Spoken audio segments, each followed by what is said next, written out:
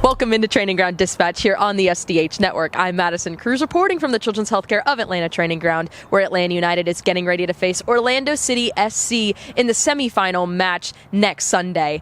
Now, being in Fort Lauderdale for Game 3 was absolutely insane. We had the whole SDH crew down there, and an even special someone was down there with Atlanta United. Owner Arthur Blank was down there watching the match, and he had the opportunity to celebrate with the team in the locker room. I had the opportunity to ask Brad Guzan about that in media this week. Yeah, it was fantastic. Obviously to win the way we did seems to be kind of a common theme now throughout this playoff run, whether it was the Montreal game or even going back to Orlando, the last regular season game. And so how things played out, and at the time of the game, as when they played out, I think had a huge part of it in terms of the excitement and just the vibe within the group, and to have him there and show his support for us. It was the first time a lot of guys probably had been able to interact with him, and so I know he certainly enjoyed that moment being in the locker room, and I know the group did as well, and so that part was fantastic to have that bond and that moment afterwards with him. And speaking of special guest, I'm also going to bring in a special guest, because you say his name 3 times. It's Jason Longshore, and he appears. You only said it once, but I'm hearing well, it. You get the idea, okay? Yeah. You get the idea. But anyway, if we look at this match, especially in Fort Lauderdale, I mean, sitting between you and Mike in the stands, it was absolutely wild the last couple minutes of that match. I'm kind of surprised you still have eardrums after the way that I was yelling during that game. I was a little out of control. I'm not going to apologize for it. It was one of the craziest games that I have ever seen or called or read about or heard about. I mean, Miami scores first. Atlanta scores twice in 4 minutes after that. Just insane. Like 3 goals in the game in 6 minutes, which is nuts. And then you give up a goal, and then Brad Guzan gets launched into the goal, which is something I've never seen before. He Spider-Mans his way out of it, and then you find a way to win the game. And it's just such a crazy turn of events to see how all of this has gone for Atlanta United. It's been a blast to cover it. It's not done yet.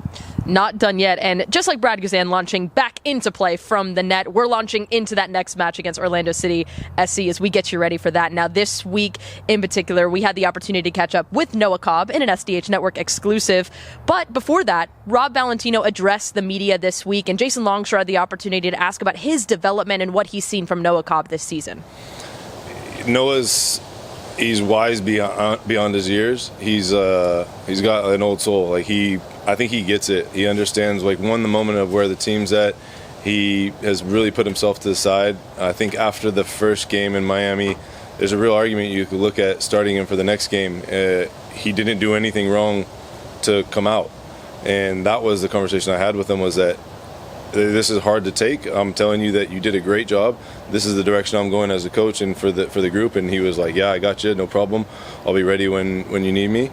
And it's a testament to the group, too. It's to learn from a young player. It's really cool to see, for me, that we are learning from a young player and that we can all take something from what his attitude was.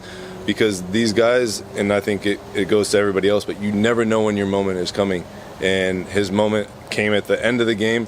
He made really important plays that we needed, and he's done that. We've also had Shande scored the game winner the other day.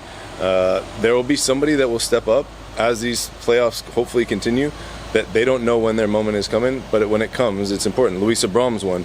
He's not played a lot of minutes, and he's been fantastic. So, yeah, Noah's another example of that. And for a young player to be able to do that, it speaks a lot about him. I feel like Noah Cobb has been one of the most underrated players that has kind of flown under the radar to a lot of people, and what he's done this season for the Five Stripes. Yeah, Noah Cobb is a youth international for the U.S. at this stage. He's a full-fledged member of the first team and has played a lot of minutes this year when injuries hit the center back group. He started game 1 of this series. It's crazy. It feels like game 1 was 2 months ago, but he started game 1, and then you had all the injuries, and you had a shift in the shape, and you got Ronald Hernandez back. And we talked to Noah Cobb about this, but he's been able to manage his mentality through just being happy to be in the first team, to becoming a regular, to then not becoming a regular, going away with the national team, coming back. Kind of the lineup has settled in a different group. but finding ways to contribute to that group. That's a lot for a young player to deal with in one season, and he's been able to manage it well. Had the opportunity to catch up with him. So without further ado, here is our conversation with Noah Cobb. I think just what was the excitement after that game against Miami, just getting to celebrate with the team in that locker room? What was the energy? Yeah, I mean, the energy was really high, as you can imagine. And for me personally, it was really cool because I'd never been in a locker room that has celebrated like that. So for me personally, it was really, really special. And then just for the team, we had a bit of a kind of up and down season, and then we've been in must-win games for the past month now. So this one honestly kind of felt no different, and I think that kind of gave us an advantage in the game because pretty much every game for the past month and a half has been a must-win game. So it just felt like any other game for us, and I think given that, it gave us the edge. And then after the game, we were all happy because we knew we could do it, and we proved ourselves right. It was strange the last couple minutes. You were kind of told to come on. You were subbing in last couple minutes, do or die situation, full-on defending. What was the message from Rob and the coaching staff heading into the game, and then being in those situations that you were in? Had one great block that you missed in the game. How do you stay composed in those situations? Yeah, I mean, how do I stay composed? I mean, to be honest, I don't really I get nervous before games, and I was nervous going into the game, but once I got on the field I wasn't really nervous because I've played so much soccer in my life. There's kind of just a level of trust there that I trust myself that I can do the job. So a little bit of confidence, a little bit of trust, and then the message from the coaching staff was just get tight to somebody and then kick it away. It was really kind of just do or die, do whatever you got to do. Don't let them score, and just get the ball away and defend with your life. So in that moment, you see the ball rolling towards you, it's coming towards the goal. What's going through your head at that moment? Yeah, I mean, so just kind of walking through the play, anytime the keeper steps out and I'm kind of on the opposite side, I always just run to the line, just in case something happens. It's just kind of instinct that I do that. And it just so happened, and then I saw Brad come out, and I think it was either Louise or somebody headed it, and it went back towards the middle, and then I saw their player was going to get it first. So then I just kind of darted to the line, and luckily the ball came pretty slow, and it was honestly not that hard of a block, and it worked out. We've seen you this whole season. I think every time we've been out here, you're one of the first people out in training, whether it's setting up balls, anything along those lines.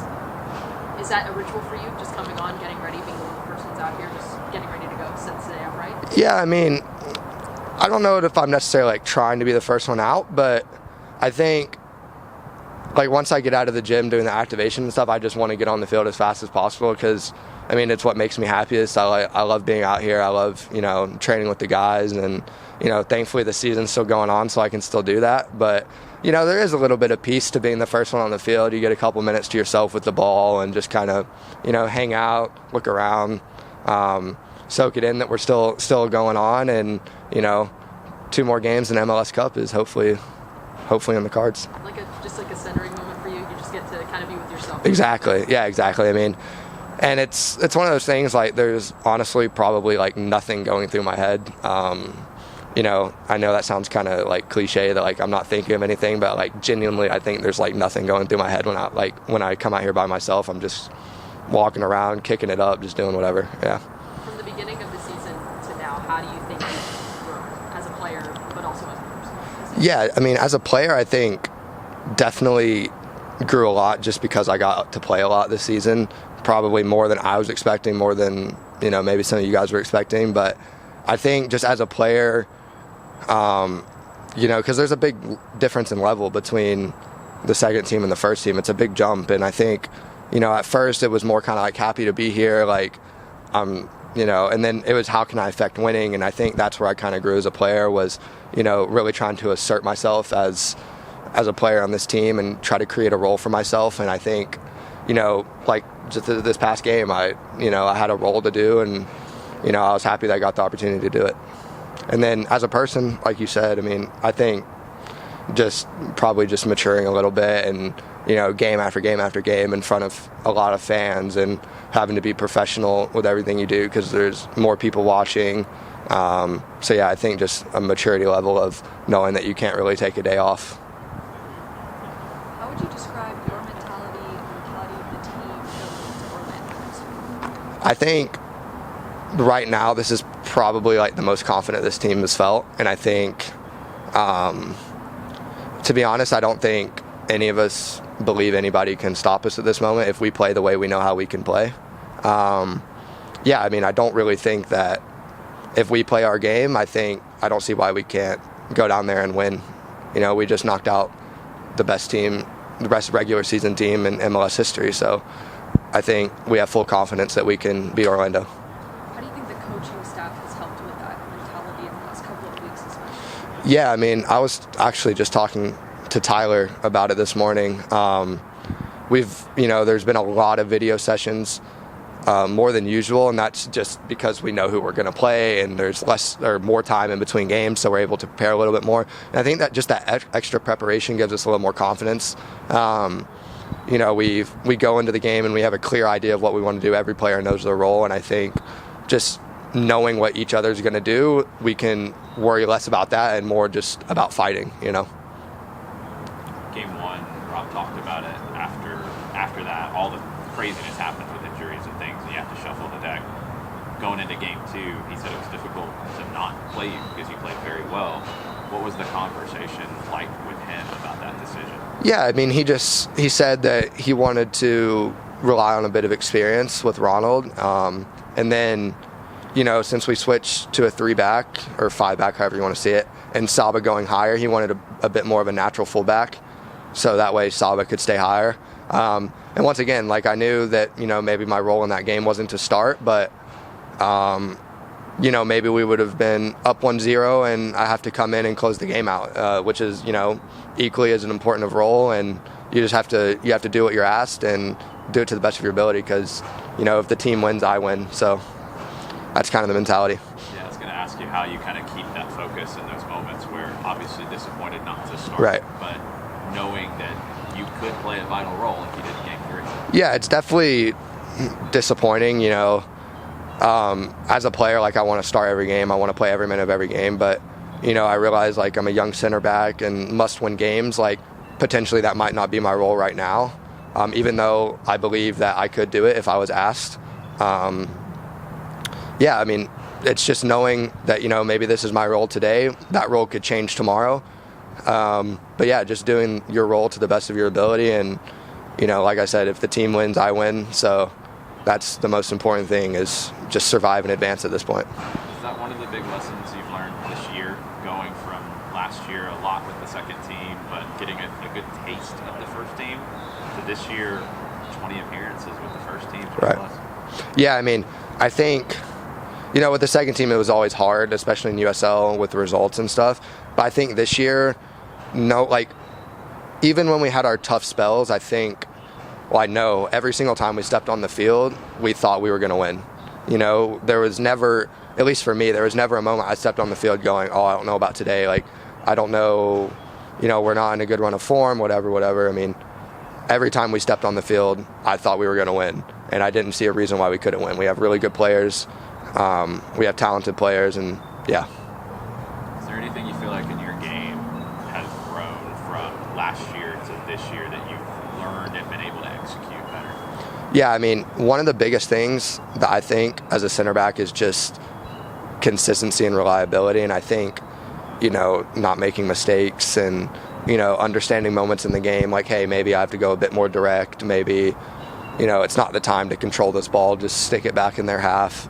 I think just managing those moments in the game of when, it might be the right time to play and when maybe, we've been getting attacked for a few minutes and we just need to get it in their half and get up the field. And I think some of the older players like Derek, Dax, Brad, Steon, they've helped me with that. And I'm still growing, obviously, in that area. But I think that's one of the biggest improvements I think I've grown this year. I wanted to ask you about Brad. Ridiculous what he's been doing. Yeah. And you've had front row seat to a lot of it.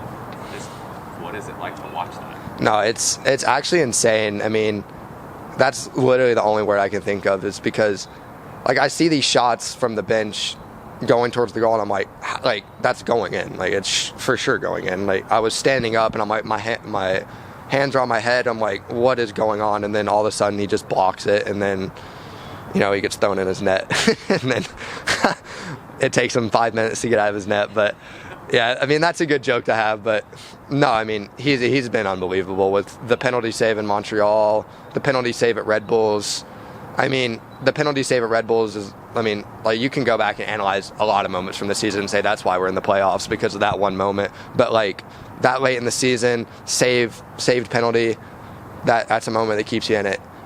Save versus Montreal, penalty shootout, that advances you to the next round. And it's not just that the saves are really, really good saves, it's the importance and the moments in the game that the saves come to. So yeah, it's been really cool to watch.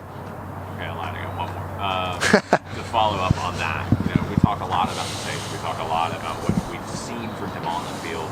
What's the most important thing he does in your mind that we don't see, that's off the field, to keep this group where it is? Honestly, I think as a captain, I mean, there has to be like a healthy balance of I'm assuming there has to be a healthy balance of being stern and being, this is how we got to do it, and there's a standard to uphold, but also still having respect from everybody else. And I think he's one of the funniest guys in the locker room. He's hilarious. He's always talking. Comes in the morning and he's full of energy. And I think that's what gains a lot of the guys respect, and a lot of the guys just, his energy kind of radiates through the locker room, and I think that's what's kind of keeping us going right now. Really cool to sit down with Noah, somebody we've gotten to know over the last couple of seasons, coming up through the academy, playing a lot with Atlanta United too, and just watching him grow. And he's much wiser beyond his years. He's somebody who seems like he's in year 5 or 6 of his first team career at this stage, and he's not. And I think that's important to remember at times, to be able to come off the bench in that moment with all of that chaos that we talked about earlier and handle it, clear a ball off the line, make another big defensive play, deal with Miami throwing everything forward and whining and complaining and falling to the ground and all the different things that were happening in that game. And he handled it and helped his team get the job done. Just an amazing accomplishment from Noah Cobb. Unfortunately, no Atlanta United this week. It is international break. A lot of players from Atlanta United are currently with their national team, representing them this season. We wish them all the best of luck this week, but next week, it's all business. You get ready. You're getting ready for Orlando City SC in that semifinal match on Sunday, November 24th at 3:30 p.m., where Jason Longshore and Mike Conti will have the call on 92.9 The Game and on the Odyssey app.